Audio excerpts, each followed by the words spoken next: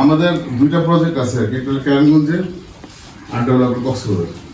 কেরানীগঞ্জে যেটা আছে আপনার, এটা হলো Golden Royal City Builders Limited, আর এটা হলো আমাদের রয়্যাল ব্লু হোটেল রিসোর্ট। আমি এখন কক্সবাজার সম্বন্ধে একটু একটা আইডিয়া দিই আর কি। আমাদের যে প্রজেক্টটা, এটা হলো আপনার ক্যাপ্টেন কক্স বে সিটি, একটা মেইন ড্রাইভের সাথেই, জায়গার নাম হচ্ছে বড়ডি। আমরা এখানে আপনার 2009 সালে আমরা জমি কিনি, 10 সালে আমরা ওইখানে 68টা প্লট করি, পুরো বুঝাই দিচ্ছি, দলিল করে দিচ্ছি। ওইখান থেকে আমাদের 2টা প্লট নিয়ে আমরা একটা রিসোর্ট করবো, এটার নাম হলো রয়্যাল ব্লু হোটেল রিসোর্ট। তো এখানে আমরা একটু দেখাচ্ছি যে আমাদের ওইখানে কিন্তু সব খোলামেলা, মানে আমাদের 10 জায়গার মধ্যে আমাদের শেয়ার হোল্ডার মাত্র 39 জন। মানে এখানে আমরা একটা ফ্লোরে 13টা রুম হবে স্টুডিও গভর্নমেন্ট, ওটার মধ্যে আপনার একটা রুম, অ্যাটাচ বাথরুম, ছোট্ট একটা কিচেন থাকবে, প্লাস একটা ইয়ে থাকবে আপনার কি বলে বারান্দা। এটা হলো একটা স্টুডিও অ্যাপার্টমেন্ট, এটা আমরা সেল করবো। আর এখানে আমরা প্রথম একটা মানে জমিটা আমরা রেজিস্ট্রি করে দেবো, টাকা দিলে আমরা সরকার রেজিস্ট্রি করে দিই, আমার নামে জমি আছে তো, যেগুলো মধ্যে রেজিস্ট্রি করে দেওয়া যাবে। এখন যে আমরা যে স্টুডিও অ্যাপার্টমেন্ট করতেছি, আমাদের পাশে জাহাজপুরা, মানে আমাদের একটু আগে ছুটি ছুটির একটা আইডিয়া নিলাম আমি। ওটা হলো আপনার 29 আপনার বর্গফুট, এর মধ্যে 29-এর মধ্যে 20 ফুটের ভিতরে, আর কমন স্পেস 9 ফিট। ওইটা ওরা বেচে হলো 6.5 লাখ টাকা, ঠিক আছে। এখন মানে আমাদের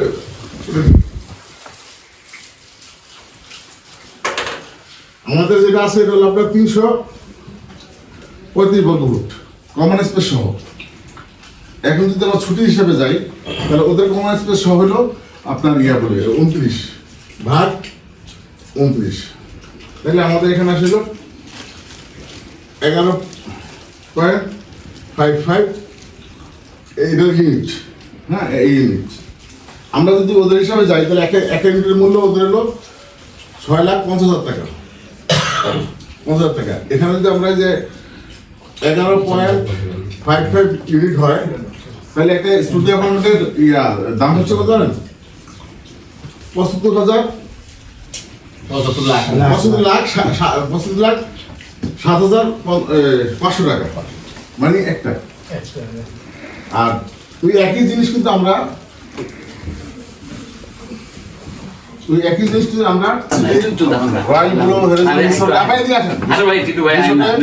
আমাদের মোশাররফ ভাই এই যে আপনার একটা শেয়ার করেছে, আমরা এই যে মানি রিসিপ্ট দিচ্ছি আর কি। ভাই সবাই দোয়া করবেন, আমরা যে কমিটমেন্ট বাইরে দিছি আমরা যাতে সুন্দর পালন করতে পারি, সবাই দোয়া করবেন। আর দ্বিতীয় আরেকজন আছে আমাদের প্রিন্স ভাই, এই ওয়াটার পটটা নিয়ে দিয়ে এটা বাইরে একটা ওয়াটার পট। Thank you. আর এই যে প্রিন্স আমাদের রয়্যাল ব্লু হোটেল রিসোর্টে একটা শেয়ার বুকিং দিছে, এটা ম্যানেজ দিলাম।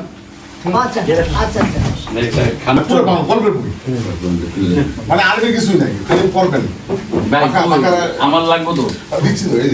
এই যে আমাদের ভাতিজা মোর্শেদ আলম, ওরা একটা বাংলা কোরআনশিপ দিলাম, ও পর্বে আমাদের উপরে দোয়া করবেন। এই যে আমাদের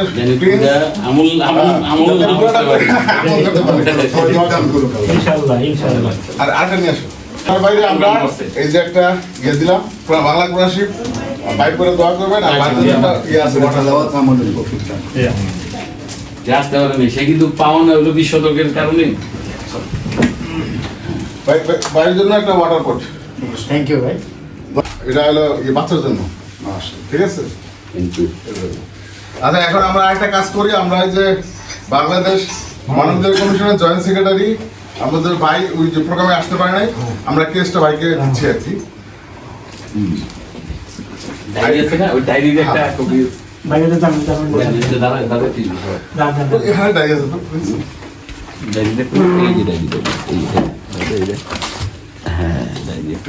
এইলো ভাইয়ের ক্রেস্ট,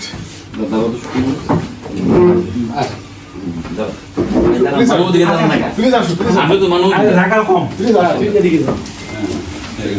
আমি হলাম আসে বাবা, আসে। বাইক ক্রেস্ট আর আইডি কার্ড দেওয়া হয়েছে না? হ্যাঁ, পোস্ট পজিশনটা আসলে বড় কথা না। মানবতার সেবায় কতটুকু অবদান রাখতে পারবো এটা হলো সবচেয়ে বড় বিষয়। পোস্ট পজিশনটা আসলে বড় বিষয় না। তো আমি বেসিক্যালি আসলে একজন চাকরিজীবী। আমি ফুয়াং সিরামিক ইন্ডাস্ট্রি লিমিটেডের কোম্পানির সেক্রেটারি এবং হেড অফ এইচআর। তো এর আগেও আমি ফুয়াং ফুডে ছিলাম কোম্পানির সেক্রেটারি, হেড অফ এইচআর হিসাবে 20 বছর ছিলাম, এখন আছি 6 বছর। আর পাশাপাশি আসলে আমি ছোট একটা বিজনেসও করি, সেটা হলো স্টুডেন্ট ভিসা করি। যারা দেশের বাইরে পড়তে যেতে চায়, দেশের বাইরে ইউনিভার্সিটি অ্যাডমিশন থেকে শুরু করে ভিসা পর্যন্ত পুরাটাই আমরা করি। এবং ওই দেশে যাওয়ার পরেও আমরা কিছু গাইডলাইন দিয়ে রাখি, কিছু হেল্প করি। অনেকে যাওয়ার পরে রেসিডেন্স একটা প্রবলেম থাকে, কোথায় উঠবে, তারপর কিছু জবের বিষয় থাকে, ওগুলি নিয়ে আমরা কিছু সহযোগিতা করি আমাদের স্টুডেন্ট যেগুলি যায়। তো স্টুডেন্ট ভিসা আমরা আসলে 2 রকম ভিসা করি।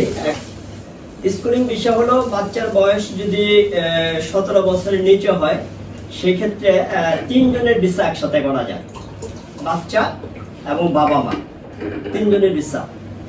তো 3 জনের ভিসার ভিতরে বাবা মা যে কোনো একজন ফুল টাইম ছেলের সাথে বা মেয়ের সাথে বাচ্চার সাথে থাকতে পারবে ওই দেশে।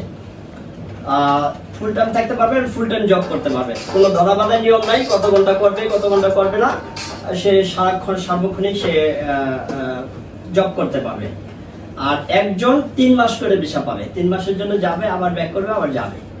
এভাবে যেতে আস্তে আস্তে এক সময় দেখা গেল যে আবার সেখানে লয়ার ধরে ওই ওনাকেও পরে এক সময় পার্মানেন্ট করা যায়। স্কুলিং বিষয়ে একটা সুবিধা হলো যে বাচ্চাটা যখন 8-9-এ ভর্তি হবে, যায় 8-9-এ ভর্তি হলে সে মাস্টার্স পড়তো 27 বছর, এই 27 বছরের ভিসা পাওয়া যায় একের পর এক।